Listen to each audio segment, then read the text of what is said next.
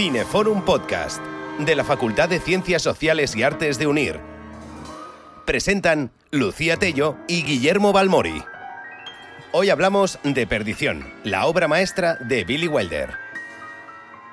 Hablamos de 1944, hablamos de una novela que a su vez está basada en hechos reales, bastante luctuosos, y que a su vez Billy Wilder decide adaptar al cine con otro de los grandes novelistas de thriller, ¿no? de novela negra, que es Raymond Chandler. Bueno, tiene una fotografía estupenda, ya veréis. No siempre responde a los cánones del género, pero muy noir. Y luego un reparto magnífico encabezado por, es decir, Fred MacMurray, porque realmente es la voz productora de la película, pero yo diría de Barbara Stanwyck como la protagonista, luego Fred MacMurray y Edward G. Robinson, que es la tercera columna de esta película. Tuvo muchísimas nominaciones a los Oscars, tuvo 7.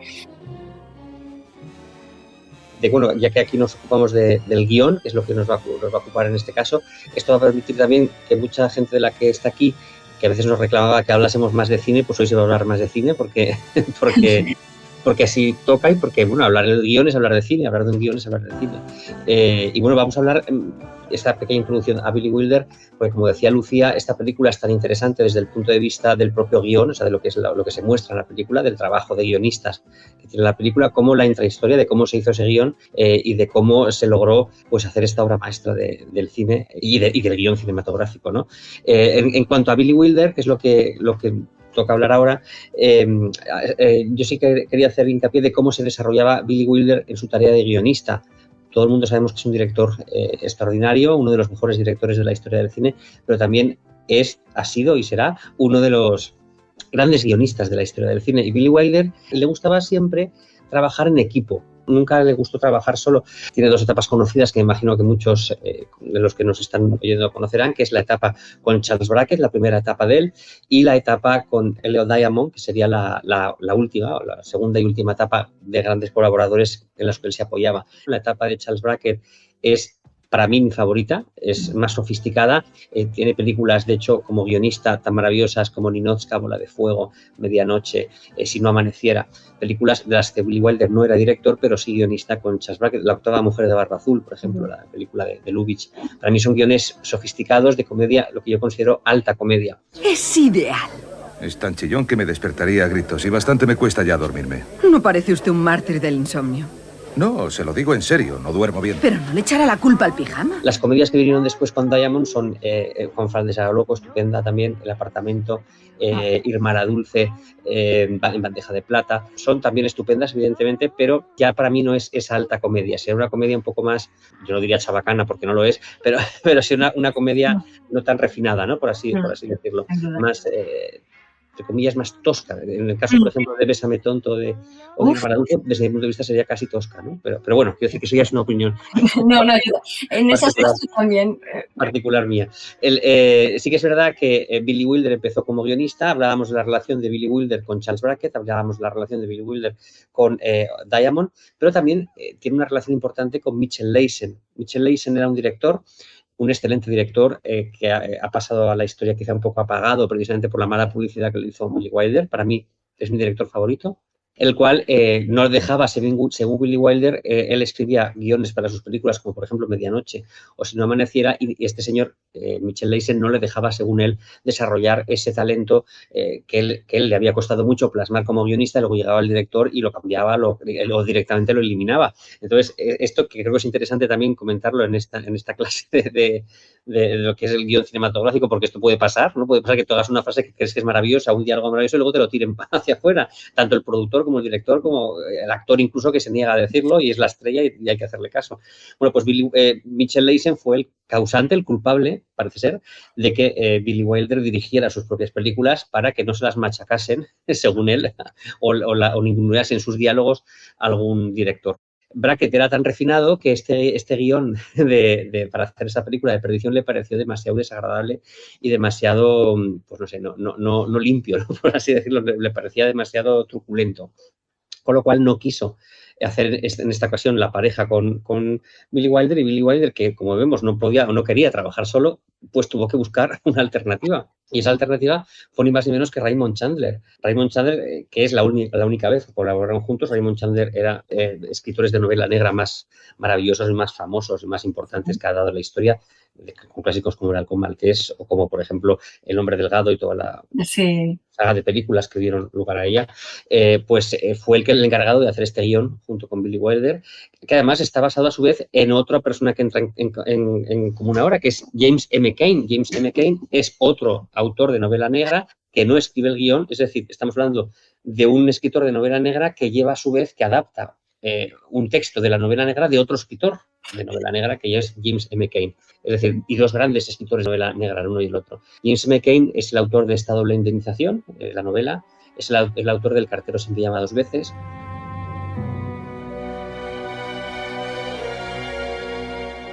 Es el autor de Mildred Pierce, de la película Alma en suplicio, que dio el Oscar a Joan Crawford, y es el autor también de una película muy curiosa, que es de una novela curiosa que dio lugar a una película todavía más curiosa, que es Dos pasiones y un amor, Serenade, que es la película que Sara Montiel hizo con Mario Lanza en Hollywood, una de las 3 que hizo en Hollywood. I love you. As a man should love a woman. Oh, no. You are still afraid of the American woman. No, Anna. Que no tiene nada que ver ni con cine negro ni nada, pero era Serenade o Dos pasiones y un amor, también es autor James M. Cain. Decir que esta relación entre Billy Wilder y Raymond Chandler no fue, echaron chispas, pero gracias a esas chispas que echaban, pues surgió este guión maravilloso. Totalmente maravilloso, pero estaba loco. Me odiaba. Me odiaba porque yo conocía mucho mejor el medio que él. Evidentemente porque yo me dedicaba a hacer películas. También tenía 40 o 50 años menos que él. No me faltaban las chicas guapas y además podía beber. Él era un ex-alcohólico. Estaba en Alcohólicos Anónimos y su mujer tenía 40 años más que él. Me odiaba por todo lo imaginable. Y un día se fue porque me dijo, con sus malos modales, Wilder, baja la persiana, porque entraba el sol en el despacho, sin decir, por favor. Sí que es verdad que Billy Wilder siempre exageraba un poco y era tan buen guionista que yo que guionizaba incluso su vida, ¿no? Y contaba estas anécdotas muchas veces. Sí. A veces le ha reprochado que inventaba un poco también, novelaba un poco sus experiencias y sus vivencias. Hay que decir que Raymond Chandler, lo que referente a esta película, a Perdición, había sido detective privado antes de dedicarse a escribir novela, y fue precisamente un accidente que sufrió que le hizo estar, una enfermedad que sufrió que le hizo estar, y de hecho en cuarentena, en mucho tiempo, la que le hizo ponerse a escribir, y por eso conocía todos estos secretos y todas estas artimañas o maneras de hacer, que luego veremos, ¿verdad, Lucía? En el sentido de cómo un guionista tiene que conocer la profesión sobre la persona sobre la que va a escribir o sobre el ambiente sobre el que va a escribir. Bueno, pues él era detective privado y había ejercido de detective privado, no lo era en aquel momento, ya se dedicó luego a escribir, pero había sido detective privado, con lo cual conocía primero todo el lenguaje que se utilizaba en esos bajos fondos, en esos ambientes, conocía los trucos de los delincuentes, los trucos de la policía, los trucos de los detectives, con lo cual hacía, claro, que tanto en la novela, que las novelas maravillosas que hizo, como este guión, pues se viera muy beneficiado de eso. Por supuesto, que por cierto, no les hemos dicho, porque esto además de estar basado en una novela, a su vez la novela está basada en hecho real, ¿no? Por cierto, yo esto no lo sabía, en el 35 se intentó hacer esta película de nuevo, o sea, antes, pero dijeron que para nada, que esto era como muy controvertido y que cómo iban a hacer algo así, ¿no?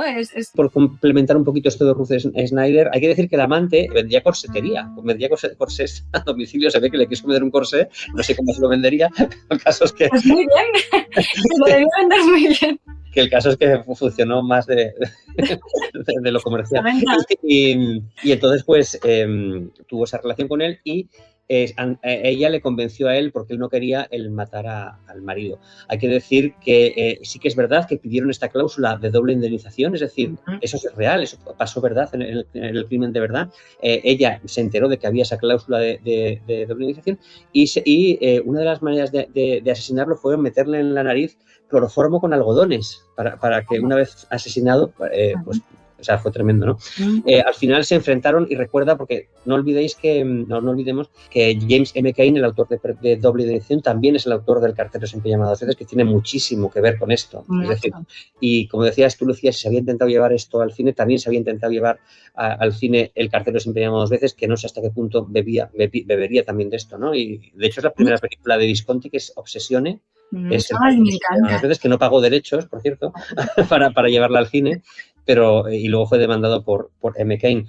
Pero bueno, me refiero a esto porque en El Cartero Siempre Llamado Dos Veces sí que se ve lo que pasa después del crimen y ese enfrentamiento entre ellos. Aquí, como ella muere en la película, en Perdición, pues no da lugar a ningún enfrentamiento. Sí que empieza a verlo, pero no llega. Este enfrentamiento bestial entre ellos que se ve en El Cartero Siempre Llamado Dos Veces se dio, en verdad, en el caso de Ruth Snyder, fue lo que al final acabó que unos acabaran acusando contra otros y acabaran deseando más la muerte del otro, del amante, que el de uno mismo, que eso se refleja muy bien en El Cartero Siempre Llamado Dos Veces. Aquí no, porque ella, como digo, muere antes, ¿no? Si habéis visto El Verdugo también le pasa en parte, parcialmente como a esto, ¿no? Que todo proviene de una imagen, la imagen de también la muerte de una mujer ajusticiada. Empezó ahí Berlanga y de ahí tiró a hacer todo, ¿no? La historia de cómo sería la historia del Verdugo.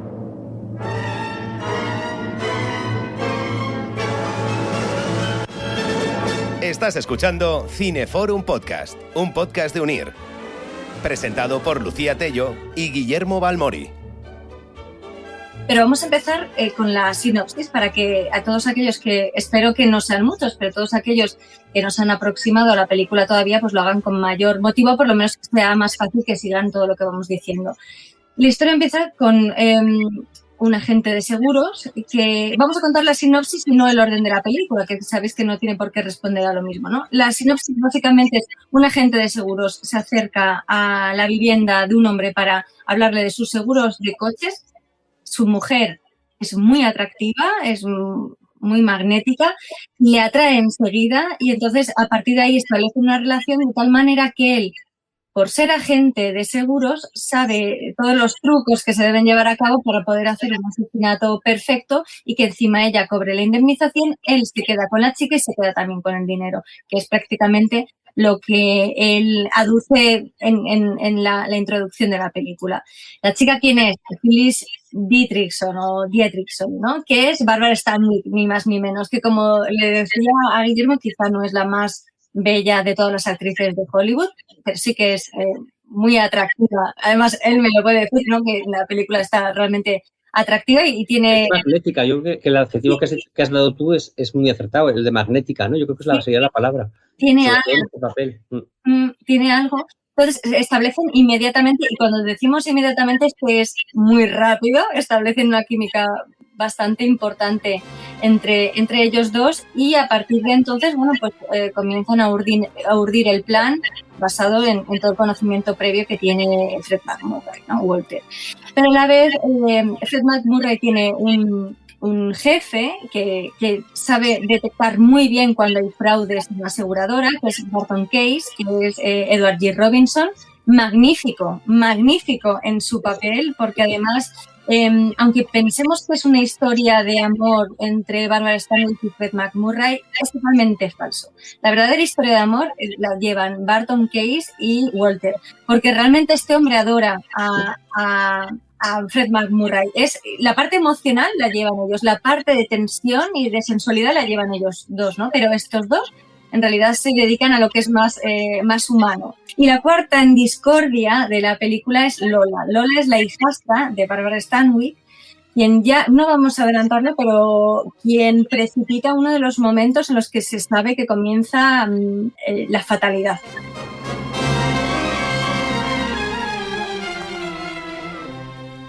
Es la hija del muerto. Es la hija del muerto, exacto.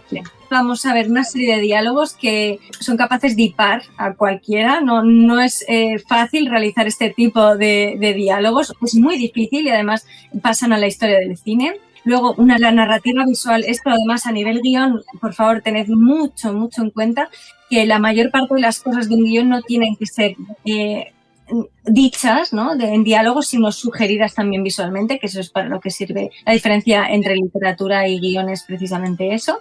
La ambición, que es un retrato increíble, porque aunque parezca también que es una historia de amor, en realidad los dos son muy ambiciosos. de deseo, que es lo que marca más la relación de ambos, el suspense, y también vamos a hablar de esa puerta, y la fraternidad, ese compadreo del que hablábamos, ¿no? Pregunta por el señor Dietrichson. Yo soy su esposa. ¿Qué desea? ¿Cómo está usted, señora? Soy Walter Neff, de Pacífico Todo Riesgo. ¿Pacífico qué? Pacífico Todo Riesgo, compañía de seguros. Vengo a renovar el seguro de los automóviles. He intentado hablar con su esposo, pero nunca le encuentro en la oficina. ¿Puedo yo atenderle en algo? El seguro caducó el día 15. Lamentaría que pudieran ustedes tener alguna avería, no estando cubiertos totalmente. Le entiendo perfectamente, señor. Estaba tomando un baño de sol. Supongo que no habría mirones. Respecto a la póliza, señora Dietrichson, lamento entretenerla, pero... No me molesta. Si espera que me ponga algo, bajaré enseguida. Nettie, acompáñale a la sala de estar. ¿Dónde está la sala de estar? Ahí mismo, pero los licores están cerrados. No importa, yo siempre llevo llaves. La sala de estar olía aún a los cigarros de la noche anterior.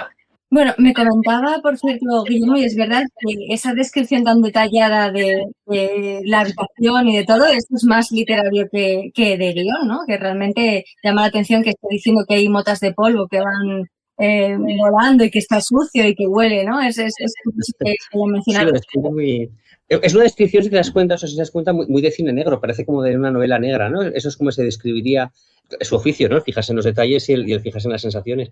Y esa manera de contarlo, esa manera de narrarlo, yo creo que sería muy de novela negra, quizá más de cine negro, que también, por supuesto, sí, de novela negra. De novela negra. Todo lo que es el comienzo es muy cine negro, a pesar de que hay cosas con las que rompe un poco las convenciones, pero vemos aquí uno de los ejes, que es la femme fatale, ¿no? Esa mujer fatal que de hecho, bueno, también, como decimos nosotros, tampoco es que ella sea muy solícita es decir, que la pobre sale así, de esa risa, porque no se esperaba precisamente que fuera a aparecer este hombre, porque estaba tomando el sol y de pronto entró en su casa. Quiere decir que tampoco es que vaya de esa risa en general, ¿no? En la vida. Bueno, es que luego miraremos, creo, lo que es los diálogos de seducción, ¿no? De esta película, que son muy... Este que hemos visto ya sería un diálogo de seducción, claro, ¿no? Es decir, pero sí que es verdad que, como dices tú, Lucía, es más quizá por parte de él que por parte de ella. Yo creo que él, quizá en una mentalidad, pues yo no sé llamarla machista, que probablemente sea, al ver que ella está, pues ella al fin y al cabo viene de tomar el sol, se supone que desnuda debajo de esa toalla, pero claro, ¿qué va a hacer si está tomando el sol? Ella no ha previsto que venga un señor a verla. Puede ser que ella lo desee, de hecho al final le lo desea, pero no tendría por qué, ¿no? No, por supuesto, no, es eso sobre todo, que no tendría por qué, ¿no? Que sin ninguna duda los 10 o 20 primeros pasos los da él, o sea, que ella luego entra, eso es obvio, ¿no? Yo creo que él está como que casi irracionalmente y contra todo, porque eso va contra el interés de su propio empleo, contra el interés de su posición en la empresa. Absolutamente, muy poco apropiado. Resulta sorprendente que este hombre sea el primero de los vendedores de seguros cuando actúa de esa manera delante de una cliente. O sea, ni siquiera potencial cliente, es que es cliente ya, ¿no? Después, cuando hablamos de lo sagaz que son los diálogos, casi también vamos a hablar de cómo son también los actores. Si te parece, vamos a ver el comienzo. Nota interior, Walter Neff, a Barton Case, jefe de siniestros. Los Ángeles, 16 de julio de 1938. Querido Case, supongo que llamarás a esto una confesión cuando la oigas. A mí no me gusta la palabra confesión. Lo que quiero es informarte de algo que no pudiste ver por tenerlo demasiado cerca. Te crees el mejor jefe de siniestros y un verdadero zorro para averiguar declaraciones falsas. Puede que lo seas, pero vamos a hablar del asunto Dietrichson. Accidente e indemnización doble. Al principio ibas bien, Case. Dijiste que no era accidente, cierto. Dijiste que no era suicidio, cierto. Que era asesinato, cierto. Creíste que lo tenías todo. Todo muy bien preparado y resuelto. Perfecto. Pero no era así, ya que cometiste un error. Un pequeño error. Cuando se trató de coger al asesino, cogiste al que no era. ¿Quieres saber quién mató a Dietrichson? Agárrate fuerte a tu cigarro, Case. Yo maté a Dietrichson. Yo, Walter Neff. Agente de seguros de 35 años de edad, soltero y sin señas personales. Hasta hace poco, claro. Sí, yo le maté. Le maté por dinero. Y por una mujer. Y ni conseguí el dinero, ni la mujer. Estupendo, ¿eh? Todo empezó en el mes de mayo. Fue hacia finales de mayo. Si os dais cuenta, aquí ya comienza una de las convenciones prototípicas del género negro, que es la voz en off, el ir contándolo. Es más, las dos películas de género negro, las más representativas de Billy Wilder, que serían esta y El crepúsculo de los dioses, ambos tienen un tono muy parecido. También esa introducción se parece mucho, luego veremos también que tienen sus propias cosas, ¿no? Pero realmente esta escena es puro cine negro, puro thriller, hasta con esta... Lo que pasa que, como ahora va a comentar también Guillermo, es una falsa voz, ¿no? Porque en realidad está como vehiculando lo que va sucediendo, ¿no? Son una de concatenación de flashbacks, por decirlo de alguna manera, ¿verdad, Guillermo? Aparte de la voz en off, aquí se juntan dos cosas, se juntan dos elementos claves del cine negro, que son el flashback, es decir, el narrar una cosa desde el presente, una cosa recordar, o sea, recordar el pasado, y verlo en imágenes. En una novela negra se escribiría, aquí como dices, claro, al ser película se ve. Y el hecho de la voz en off. Aquí en realidad no es una voz en off, porque es una voz, o sea, él nos está contando, el relato nos parece una voz en off, porque mientras vamos a ver todo lo que él le va contando, como lo vamos viendo a la vez que lo va contando, pues sería el típico relato de voz en off de otras películas de cine negro, ¿no? Que sería un elemento muy común. Sí, lo son además, por ejemplo, en el caso de Breve Encuentro, que por cierto también todos sabemos que es el germen de luego del apartamento, Breve Encuentro tiene ya un matiz más de monólogo interior, a pesar de que finge ser un diálogo, es un monólogo interior así tal cual. Y vamos a ver al tercero en discordia, que es Edward G. Robinson, para ver cómo actúa. En realidad ejemplifica el personaje de detective, ¿no? O sea, aunque no lo sea, realmente es como el detective que va detrás de los culpables. ¿Y sabe a qué velocidad iba el tren en el lugar donde apareció el cadáver? A 20 kilómetros por hora. ¿Le parece a usted que un hombre puede tirarse de un tren a esa velocidad con la esperanza de matarse? No, señor Norton. Hemos perdido y tendremos que pagar. Y usted lo sabe. ¿Me permite? La próxima vez alquilaré un chaqué. Te hubiera abrazado en aquel momento, Case.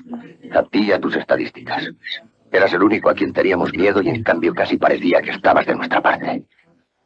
Aquella noche, al regresar a casa, tenía los nervios más tranquilos. Volví a sentir el suelo bajo mis pies y pensaba que en adelante todo sería fácil. Bueno, cuando en una película de género negro se dice, creo que a partir de ahora va a ser todo fácil, basta que digas eso para que todo se tuerza. Pero hay un elemento que es recurrente, que es, muchos autores llaman a esto en los guiones un estribillo. Un estribillo porque se va repitiendo, lo que pasa que hay muchas películas en las que plantean la misma circunstancia en distintas ocasiones, lo que pasa es que el contexto va matizando esa misma acción, ¿no? En este caso, lo que une a los dos personajes masculinos es el tabaco. El tabaco representa como el fuego de su amistad. Constantemente se están dando fuego, pero no es que estén dándose recíprocamente, sino que siempre es Fred MacMurray le da el fuego a Edward G. Robinson hasta que llega a la escena final. Luego ya veréis por qué lo comentamos. Esto es importante porque ese estribillo, que no tiene nada que ver con la estructura del resto de la película, no evoluciona igual, siempre que están juntos es como tú que sabes que yo nunca llevo fuego, porque eso que le dan no es mechero. Parte el fósforo y entonces le sale o sea, está constantemente, que por cierto eso a nivel planificación, imaginaos que no sale, ¿no? Al principio Fred MacMurray se enciende el cigarrillo así mismo y se ve que en la primera cerilla no le funciona, la tira, vuelve a sacar otra con toda la tranquilidad del mundo hasta que le funciona, ¿no? Pues esa especie de fuego que tiene desde el comienzo Fred MacMurray y que va perdiéndose hacia el final, también simboliza mucho como la caída, ¿no? Como la degradación moral que él tiene, como un fuego, como algo, ¿no? Es como, aunque parezca algo atávico, como el calor y el frío, pues a veces los guiones también se guían por cosas tan simples como esta, ¿no? Y se va a ver que durante 7 ocasiones, que las hemos contado, en 7 ocasiones comparten el fuego entre uno y otro. Como digo, siempre unidireccional.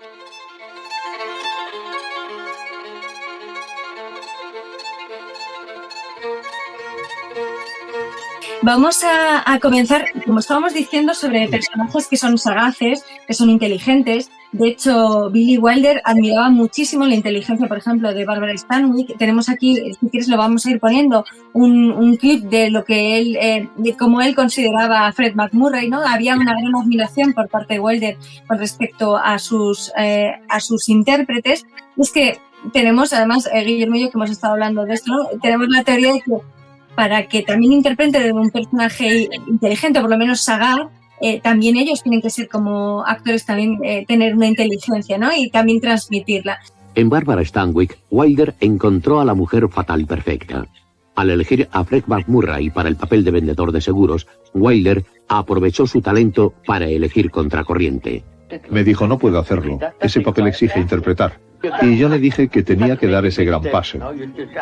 Sabía que era un saxofonista, que tocaba el saxofón y que había trabajado en un montón de comedias con Carole Lombard y Ginger Rogers. Y aceptó. De acuerdo, lo haré. Con ese humor que también tiene... Bueno, esa manera de contarlo, ¿no? Que tenía el que fabulaba. A veces hay gente que se quejaba de esto, que fabulase tanto, ¿eh? Pero bueno, era la manera de hacerlo de él. Si os dais cuenta, lo comentaba yo con los que han seguido, de hecho, incluso este Cineforum desde el principio.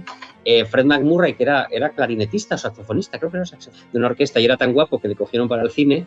Billy Wilder, es verdad que hacía, creo que con Ginger Rogers precisamente no hizo ninguna comedia, que dice el que hizo con Ginger Rogers, parece que con Ginger Rogers precisamente no hizo ninguna, pero sí que hizo con Claudette Colbert maravillosas comedias y con el Carole Lombard y todo esto que él dice, y luego fue la estrella de Walt Disney en los años 50 finales, 60 principios. Sí, 60 también, que está y Billy Wilder, tanto en esta ocasión como en El apartamento, si os acordáis, es el jefe maligno, ¿no? O malvado, más que malvado, despreciable, diría yo, del apartamento.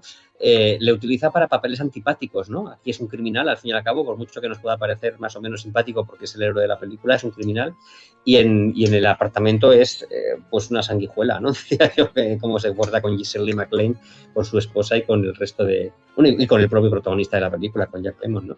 Es decir, le gustaba meterle en esos embolados que él no quería al principio porque traicionaba de alguna manera a su público, al público que quería verle en una parte amable, pero consiguió esas interpretaciones tan memorables. No estoy de acuerdo con Billy Wilder en que aquí tuviera que actuar más que en otra. Aquí está estupendo, pero está igualmente estupendo en todas las comedias que hizo con Claudette Colbert y con Carole Lombard. Está realmente estupendo.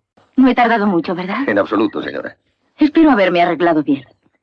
Para mi gusto, perfecta. Se llama Neff, ¿no es cierto? Sí, con 2 Fs, como Filadelfia. Ya sabe el chiste. ¿Qué chiste? Ese de Filadelfia. Vamos a sentarnos y me explica lo del seguro. Mi marido nunca me dice nada. Se trata de sus 2 coches, el LaSalle y el Plymouth. Hace 3 años que contratamos el seguro con el señor Dietrichson y sentiríamos que se perdiera la póliza. Lleva usted una pulsera muy bonita, señora. Como digo, lamentaríamos que no se renovaran las pólizas. Claro que concedemos 30 días de prórroga, que es lo acostumbrado. Ha estado muy ocupado en Long Beach con eso del petróleo. ¿No podría encontrarle aquí alguna noche? Supongo que sí, pero nunca llega antes de las 8. Me viene muy bien. ¿Usted no tiene nada que ver con el Automóvil Club? No, Pacífico todo riesgo. ¿Por qué? Alguien del Automóvil Club le ha estado llamando últimamente. ¿La prima es más baja? Si su esposo es socio. No lo es. Entonces tendría que empezar por inscribirse y pagar la cuota de entrada. Yo no hablo mal de la competencia, señora Dietrichson, y creo que el Automóvil Club es muy bueno. Pero puedo hacerles las mismas condiciones. Tengo aquí una póliza muy ventajosa. No tardaría ni 2 minutos en explicársela a su marido. Por ejemplo, vamos a hacer una concesión del 50% en los daños por choque. Es usted un buen agente de seguros, ¿verdad, señor Neff? Llevo 11 años en ello. ¿Y le va bien? Me gano la vida. ¿Se dedica solamente a automóviles o a todo? A todo. Fuegos, terremotos, robos, responsabilidad civil, industrias y todo lo demás. ¿Seguro de accidentes? ¿De accidentes? También, señora Dietrichson. Quisiera saber lo que hay grabado ahí. Mi nombre. ¿Cuál es? Phyllis. Phyllis, ¿eh? Creo que me gusta. Pero no del todo, ¿eh? Suelo pensar las cosas antes de decidirme. Señor Neff, ¿por qué no viene mañana noche a eso de las 8:30? Estará aquí. ¿Quién? Mi marido. Tiene usted interés en hablar con él, ¿no? Así era, pero se me están pasando las ganas, créame. En este estado hay un límite de velocidad, 70 kilómetros por hora. ¿Y a cuál iba, agente? Yo diría que a 90. Pues baje de su moto y póngame una multa. Mejor dejarlo en advertencia por esta vez. ¿Y si no da resultado? Le daré con la regla en los nudillos. ¿Y si me echo a llorar y pongo la cabeza en su hombro? ¿Por qué no intenta ponerla en el de mi marido? Además de que es desproporcionado, que Guillermo y yo pensamos que esto en la vida real hoy en día sería muy aventurado, o sea, decir algo así es una manera un poco fuerte de entrar en una persona, pero es uno de los mejores diálogos con mejor y mayor tensión, vamos, de la historia del cine. Claro, estamos viendo una película antigua en blanco y negro con unos personajes evidentemente ataviados y vestidos y peinados clásicos, ¿no? Pero esta conversación, si la viéramos en la misma conversación, en una situación normal, imaginaros que esta conversación la escuchásemos a alguien que estamos viendo por la mirilla de realmente sería escandaloso, ¿no? Que esa manera de una obra maestra de los diálogos de ligoteo, de ligar, ¿no? Vamos a enlazar con el siguiente, con el próximo diálogo, que para que se sitúen quienes no han visto la película, Fred McMurray, cuando dice venga, vale, sí, se marcha, sin embargo vuelve al día siguiente y el marido de ella no está, y entonces él cree entender correctamente que ella le está proponiendo qué pasaría si mi marido pues muriera en extrañas circunstancias, que previamente yo haya contratado un seguro para precisamente esto, y además sin que él lo sepa, ¿no? Que es así de discreta la señora apenas, pero como ella percibe que le gusta, porque además es bastante sagaz cuando él le dice, esto lo comentábamos Guillermo, tú y yo, lo de la pulsera, ella inmediatamente tapa la pierna, como diciendo, la pierna es tuya, no mires, ¿no? Y ha empezado a llover. Y estuve contemplando cómo oscurecía sin encender la luz siquiera. Tampoco eso me sirvió. Estaba aún revuelto por dentro, pero seguía sin soltar el hierro candente. Entonces me di cuenta de que no me había librado de nada, de que el anzuelo era demasiado fuerte, de que no había terminado todo entre ella y yo. No era más que el principio. A las 8 tocaría el timbre y yo sabría quién era sin necesidad de pensarlo. Como si fuera la cosa más natural del mundo. Hola. Olvidaste tu sombrero en casa. ¿Ah, sí? ¿No quieres que pase a dártelo? Sí. Déjalo por ahí. ¿Cómo has sabido dónde vivía? Viene en la guía telefónica. Llueve mucho, ¿eh? Sí. Quítate el abrigo y siéntate. ¿Está fuera tu marido? Sí, en Long Beach. Avisó por teléfono que vendría tarde, a las 9:30. Y es hora de que digas que te alegras de verme. Sabía que no lo dejarías así. ¿Dejar cómo? ¿Cómo quedó esta tarde? Debí decir algo que te produjo una impresión equivocada. Walter, te ruego que no pienses mal de mí. Bueno. No digas bueno, no lo digas si no me crees. ¿Qué quieres que haga? Que seas amable conmigo. Como la primera vez que viniste a casa. No puede ser como entonces. Algo más. Ya lo sé. A nosotros. Siento como si me estuviera mirando él. No es que le importe ya, ¿no? Pero me tiene tan atada que no puedo ni respirar. Está en Long Beach, ¿no? Tranquilízate. Quizá no debiera haber venido. Puede que tenga razón. ¿Quieres que me vaya? A tu gusto. Ahora mismo. Ahora mismo. Él será muy listo y todo lo que tú quieras, pero en realidad de cara a ella es tonto totalmente. Es decir, él está diciendo, sabía que iba a llamar, sabía que llamarías en el momento, y de hecho lo sigue narrando así. Él ya sabe que ella no le quiere. Cuando lo está narrando, él sabe lo que ha pasado. Él sabe que ella ha muerto, de hecho, la ha matado él. Él sabe ya que no ha sentido nunca nada por él, sabe, luego entraremos a ella, cómo se portó y el posible homicidio, no homicidio, la posible implicación de ella como enfermera en la muerte de la mujer de su actual marido, pero él sigue recordando, pues está recordando, yo sabía que tú ibas a entrar, yo sabía que tú ibas a llamar, como dando a entender que ella siente el mismo atractivo por él, cosa que atractivo físico, atractivo amatorio, sensual o sexual o como quieras llamarlo. Es así, es decir, él es tan ingenuo, tan incauto, aquí podría ser incluso un fallo de guión, el hecho de que él, que recordemos, está contando y de esa narración está diciendo, yo sabría que tú vendrías, pero yo sabría que tú vendrías, ella está yendo por interés, a no ser que yo sabría que tú vendrías, pero lo narra de una manera como que yo sabía que tú vendrías, que llamarías a la puerta, que faltaba poco para que llamases a la puerta, lo cuenta desde un punto de vista de interés amatorio entre los dos o de atracción física entre los dos, cosa que no. Quiere decir que ella desde el principio, vosotros creéis que ella en algún momento se ha sentido atraída por él, al final lo dice. Quitando esa escena final, en algún momento cuando ellos están en plena acción, ¿creéis que ella siente algún tipo de atractivo? Ella dice que no. Pero ella es paradójica, por lo menos en el guión sí que hay varias partes en las que insiste en que ella le dice, ya, y no nos vamos a ver tú y yo más. O sea, es decir, que después de la muerte de él, cuando se juntan en el supermercado dicen, y es que ahora mismo me cuesta mucho que no estés, o es que cuando te he visto en la misma sala me costaba mucho no mirarte. Es decir, que a pesar de que quizá es fingido, lo hace muy bien, lo finge muy, muy, muy bien.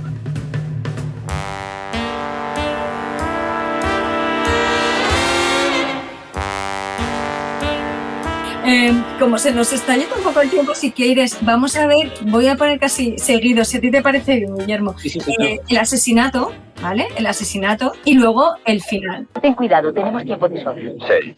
Por esta calle no se va. ¿Por qué te has metido por aquí?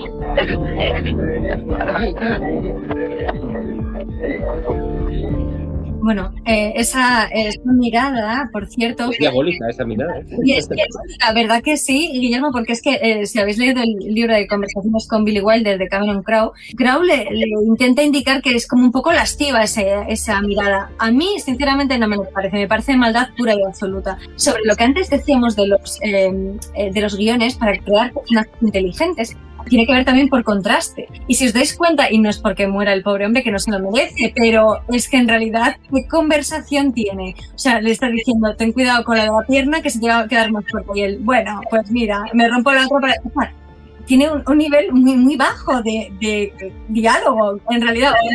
Quita, frena, ¿por qué vas por ahí? ¿Qué decir que? Aquí, esa conversación de que dice, ¿quieres librarte de mí? ¿Estás deseoso de librarte de mí? Es la única vez en la que él va a estar presente en una conversación en la que ella tiene que ser como de verdad es con el marido, no puede ser falsa ni puede impostar nada porque el marido se daría cuenta. Es decir, que en este caso parece ser que ella ha sido realmente sincera con él, tampoco era muy un alarde muy grande de sinceridad, pero es curioso, no es la única vez en la que ella se muestra con el marido. Además, tened en cuenta que no lo vemos en toda la película a ellas solas con el marido. Sí. Nunca la vemos la relación que ella tiene con el marido real, ¿no? Y vamos a ver también la conversación que mantiene con Edward Gibbon, así que vamos a ver también el nivel, pues eso, conversacional que tienen ambos. Que si acaso es el que puede acercarse más, pero tampoco es que ninguno sea tan brillante como ellos dos. He querido aclararte lo del caso 10 de Ya lo veo. ¿Cuánto tiempo llevabas ahí? El suficiente. Sí, claro. Un caso de locos, con un final de locos. Que tú no podías adivinar. No puede uno adivinarlo todo, Walter. En efecto, así es. Ahora me largarás un gran discurso. Pero con palabras de lujo. Adelante, Chris. Walter, has dado un mal paso. Gracias, Chris. Por lo menos ha sido corto. Voy a llamar a un médico. ¿Para qué? Para que me remienden un poco. Para que me cuiden hasta que esté bueno. De modo que pueda entrar por mi propio pie en la cámara de gas de San Quintín. Para eso. Algo parecido. Ya. Yo tengo una idea distinta. Oye, supongamos que te vuelves a la cama y no encuentras estos cilindros hasta mañana por la mañana cuando abran. Luego puedes actuar como quieras. ¿Quieres hacer esto por mí, Case? Dame una buena razón para ello. Necesito 4 horas para llegar a donde voy. Tú no vas a ningún sitio. Seguro que sí. Voy a cruzar la frontera. No tienes ni una posibilidad. Vale la pena intentarlo. Jamás llegarás a la frontera. Eso es lo que crees tú. Ya lo verás. No llegarás ni siquiera al ascensor. Adiós, Case. Oiga, envíe una ambulancia al edificio de Seguros Pacífico de la calle. Sí, es preciso avisar a la policía. ¿Cómo va eso, Walter? Bien. Pero alguien se ha llevado el ascensor a 2 kilómetros de aquí. Ya viene para acá. ¿Sabes por qué no pudiste adivinarlo esta vez? Yo te lo diré. Porque tenías demasiado cerca a la persona que buscabas. Al otro lado de tu mesa. Más cerca aún, Walter. Yo también te quiero. Atención a ese control, lo que digo, que además va en plano secuencia, aunque es cortito, porque es poco, este fragmento desde que él se cae, se desploma en la puerta hasta que viene el otro, pero todo eso está coreografiado perfectamente. La película en sí, como decíamos, busca, lo que quería Billy Wilder era un blanco y negro, no tanto de noir, no tanto como muy expresionista, aquí es muy expresionista la luz, y sin embargo la iluminación de toda la película es como de noticiario, decía él, que quería, ¿no? Noticiero. Que muchísimas gracias, como siempre, por estar aquí. Gracias a todos y a ti también. Gracias, pues de verdad, gracias a todos. Muchas gracias. Gracias. Has escuchado Cineforum Podcast, un podcast de Unir.